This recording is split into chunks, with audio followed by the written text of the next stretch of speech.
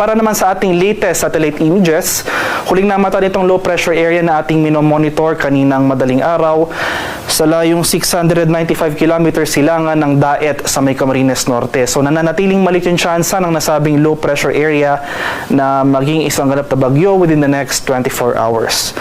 Dahil sa pinagsamang epekto ng sama ng panahon na ito at ng southwest monsoon o yung habagat, makakaranas tayo ngayong araw ng makulimlim na panahon at mataas sa tsansa ng pag-ulan sa malaking bahagi ng Central and Southern Luzon, including Metro Manila, pati na rin dito sa buong Visayas. Samantala, sa rest of Luzon, dito sa Northern Luzon, pati na rin sa buong Mindanao, ay inasahan natin ang mas maaliwalas na panahon, bahagyang maulap hanggang sa maulap na papawirin at may tsansa pa rin ng mga localized thunderstorms.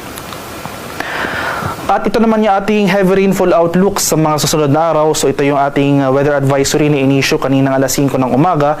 Dahil sa epekto ng low pressure area, saan pa rin natin yung 50 to 100 mm na pag-ulan na posibleng maranasan dito sa silangang bahagi ng Southern Luzon. So sa mga lalawigan ng Quezon at Camarines Provinces, asahan natin yung mga pag-ulan na dulot ng low pressure area. Dahil naman sa habagat, itong kanlurang bahagi ng Mimaropa at Western Visayas, makakaranas rin ng significant rainfall. So dito sa area ng Palawan, Occidental Mindoro at Antique, asahan natin yung 50 to 100 mm na pag-ulan.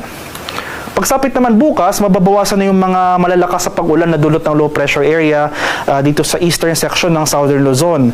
Mababawasan na rin yung mga pag-ulan na dulot ng habagat sa areas ng Mimaropa at Western Visayas. So starting tomorrow, itong lalawigan na lamang na Occidental Mindoro ang posibleng makaranas ng 50 to 100 mm na mga pag-ulan. Kaya sa mga nabagit na lugar, today until tomorrow, patuloy po tayong maging handa sa mga banta ng localized floodings, especially sa mga urbanized areas o yung mga low-lying areas at yung mga lugar na malapit sa mga ilog o dalampasigan. Posible rin yung mga landslide o yung mga pagguho ng lupa sa mga bulubunduking lugar at yung mga highly susceptible areas.